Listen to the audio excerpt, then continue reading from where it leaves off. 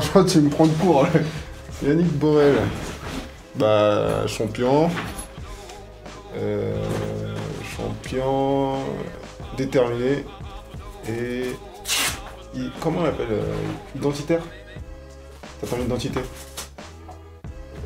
J'arrive pas à trouver le mot. Authentique. Ouais, authentique. Ouais, authentique. Voilà. Bonjour Yannick. Bonjour. Merci de nous recevoir entre guillemets chez toi, à l'INSEP. Comment ça va? Ça va, merci. D'abord, je voudrais qu'on revienne sur tes JO de Tokyo. Que s'est-il passé? Ton état d'esprit, ton escrime, l'environnement, les enjeux. Voilà. Comment t'étais à ce moment-là, à Tokyo? J'étais conscient des enjeux à Tokyo. J'avais mis la barre très haute au niveau de mes objectifs. Je voulais revenir avec 2 médailles d'or.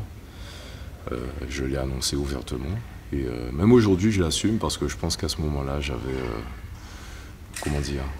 j'avais le bagage pour prétendre à ça.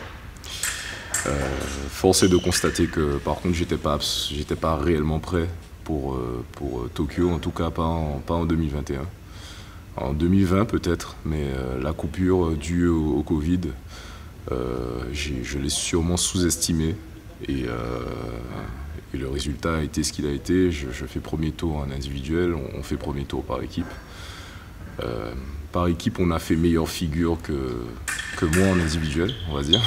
Même personnellement, j'ai fait meilleure figure, mais non, ça n'a pas été suffisant. Donc oui, ça reste, ça reste une blessure entre guillemets. La douche froide de la défaite, c'était un peu comme ça en fait? Non, c'est plus que ça, je sais pas, moi ça m'a... Après, au retour de Tokyo, j'étais au plus bas, quoi. Moralement, j'avais peu d'estime de moi. S'il n'y avait pas eu mes proches, j'aurais coulé, quoi. J'aurais coulé mentalement, en tout cas. Mentalement, mais peut-être aussi physiquement, parce que j'avais plus rien envie de faire. J'étais déprimé, quoi. J'étais déprimé et il a fallu se relever.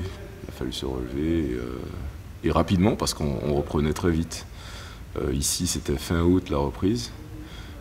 Et c'est pas plus mal. Peut-être que ça m'a permis de vite basculer sur d'autres objectifs, de me refixer des objectifs rapidement et de me dire ça continue en fait. Ça continue. Et si je veux me donner une chance de retenter ma chance au jeu, il faut que je me remette vite en selle, quoi.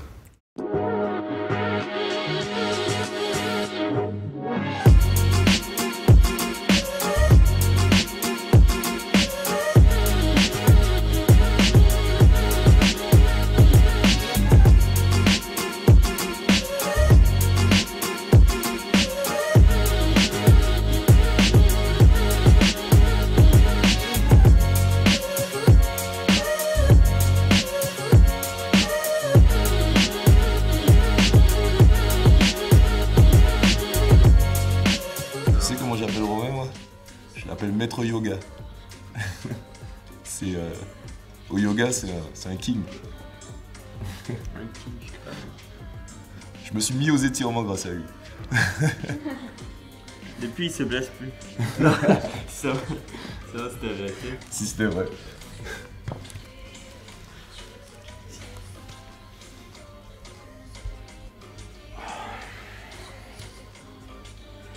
Alors Yannick, il y a pas mal de mots pour le décrire. Je dirais leader, puissant et passionné.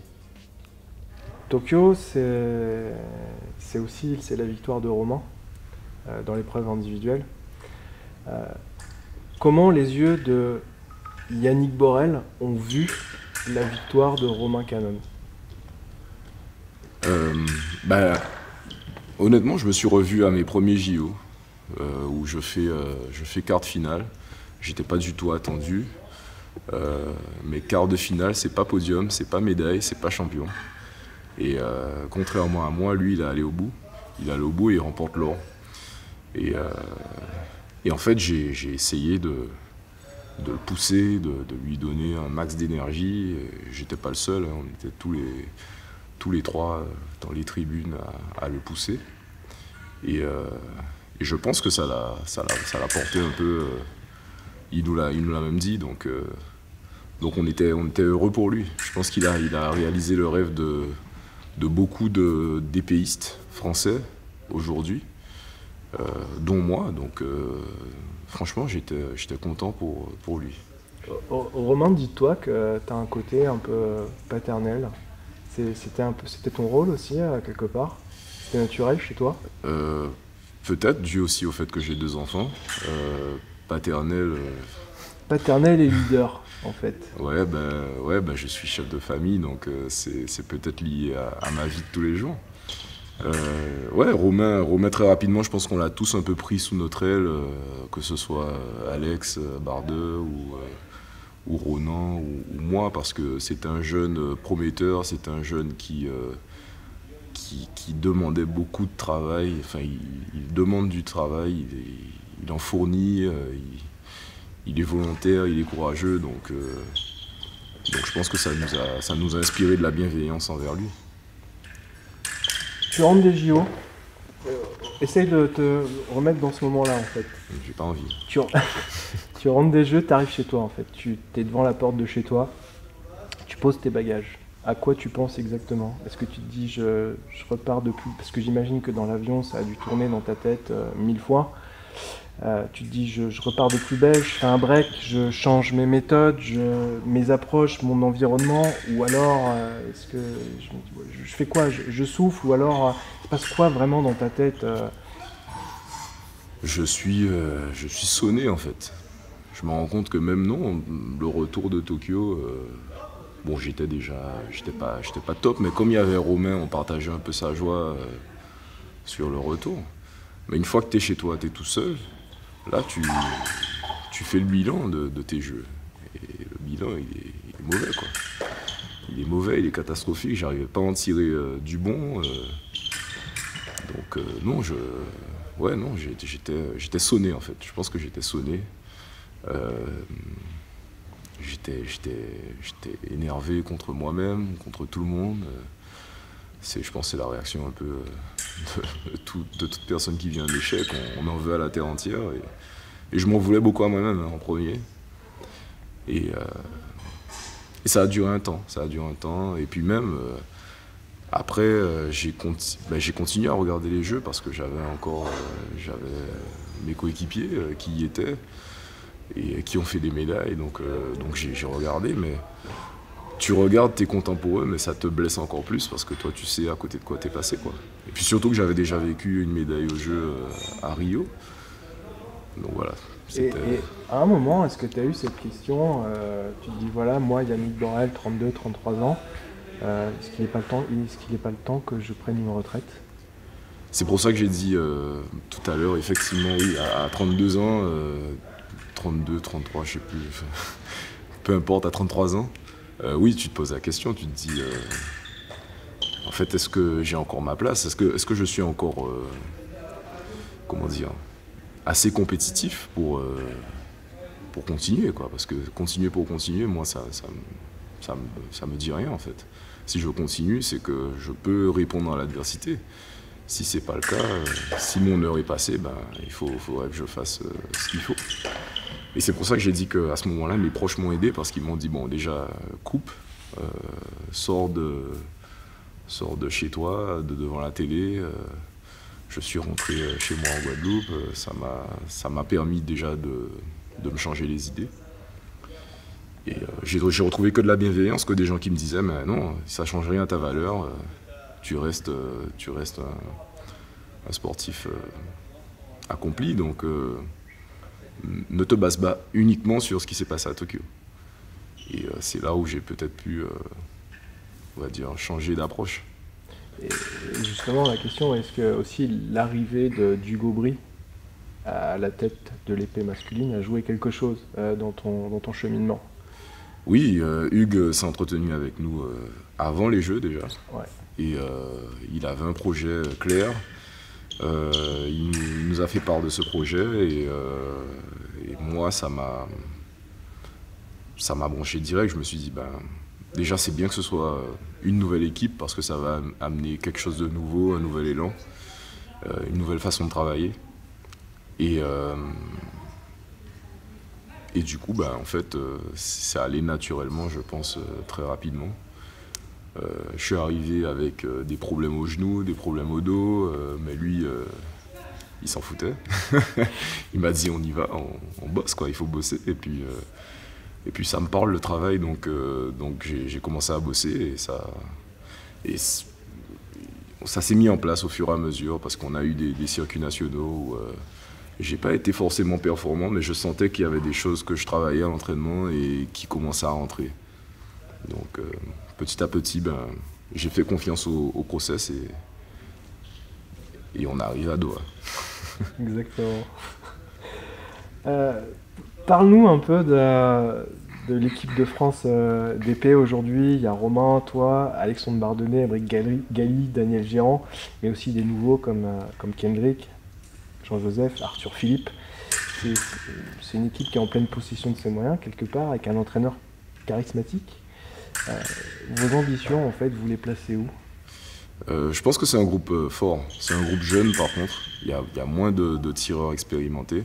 Même Romain, qui est champion olympique, il n'est pas très expérimenté, je crois qu'il a qu'une Olympiade derrière lui, contrairement à Daniel ou à moi. Mais c'est un groupe de jeunes et on sent qu'ils ont tous faim, quoi. C'est-à-dire qu'à l'entraînement, tu te bats pour chaque match. Voilà, tu as plus de matchs faciles en fait. Et il y a aussi le fait que Hugues supervise tout ça et qu'il voit un peu toutes les attitudes. Donc dès qu'il y a quelqu'un qui est un peu dedans ou qui a envie de lâcher un match, il le chauffe direct et lui dit non, tu lâches pas quoi. Et ça crée je pense que ça crée une émulation et ça renforce notre groupe. Donc moi je vois ce groupe comme un groupe qui peut aller loin, comme un groupe qui peut gagner des titres et j'espère que je ferai partie de ceux-là.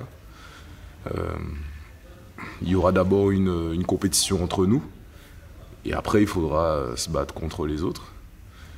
On voit que la compétition elle est déjà assez relevée puisque on a parlé de Émeric qui fait podium à Doha, de Romain qui fait aussi deuxième à Sochi, Alex Bardeux qui est pas loin à chaque fois, qui fait 2 fois quart de finale. Donc la compétitivité elle est là. Il y a Alex Fava derrière, il y a Daniel Gérant qui a encore ses preuves à faire cette saison, mais on sait de quoi il est capable. Donc tout ça fait que je pense que personne ne pourra, en tout cas, on sera forcément tiré vers le haut parce que les résultats seront élevés. Justement, résultat élevé, tu remportes le Grand Prix de Doha il y a quelques semaines. Comment as-tu vécu précisément cette journée et quel a été ton premier sentiment en montant sur la boîte en fait ? La journée, j'ai été très sérieux en fait. J'ai été très sérieux, très alerte sur tout ce qui se passait sur la piste et concentré pour ne pas regretter quoi que ce soit parce que c'était la première sélective, c'était aussi, comme je disais, ça faisait depuis le mois de septembre que je travaillais des trucs avec les entraîneurs, une nouvelle façon d'aborder les matchs et de les mener. Et je voulais voir jusqu'où ça allait se mener au moment où ça allait devenir important, quoi. Donc ça a commencé à Doha. Et en plus, je crois que j'ai pris 3 Français dans la journée. Donc Mathias en tableau de 32, ça a été un match difficile puisqu'il va même pas au bout. Je crois que je gagne au bout du temps en fait 14-10 je crois. Derrière je bats Romain en quart de finale et j'étais, comme je disais tout à l'heure, j'étais vraiment à l'affût parce que je savais que j'avais déjà perdu sur lui en circuit national à Petit-Bourg en finale, donc je savais que à la moindre erreur, il allait me sanctionner, et au final, c'est plutôt l'inverse qui s'est passé. Et en finale, sur Émeric, je sais que...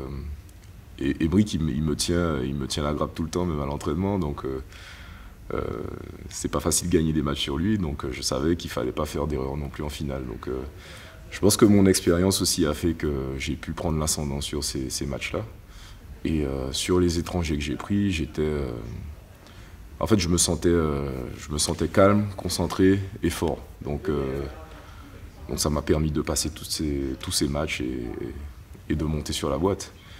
Et quand tu remontes sur la boîte, parce que ça faisait 2 ou 3 ans, 3 ans peut-être que j'avais pas gagné en tout cas, depuis Doha en fait, 3 ans avant, et depuis 2 ans puisque j'avais fait podium à Budapest.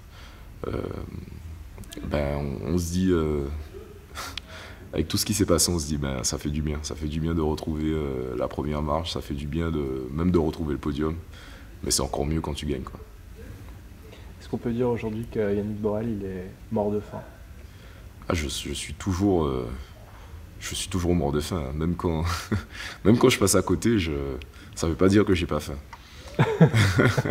Ça veut dire que je suis passé à côté, mais pas que j'ai pas faim. Non, je suis mort de faim, bien sûr. Bien sûr que... De toute façon, si tu l'es pas, tu survis pas, en fait. C'est bête à dire, mais c'est ça la réalité, c'est que si t'es pas mort de faim, quelqu'un d'autre va te bouffer, quoi. Donc il faut toujours tout donner et il faut toujours être un combattant. 5 balles là? 5 balles. 5 balles là? Attendez-nous. On fait un 4-4. Il en manque un. Ouais, je crois que je l'ai. On fait un 4-4 avec Tano. Fort, vif et taquin.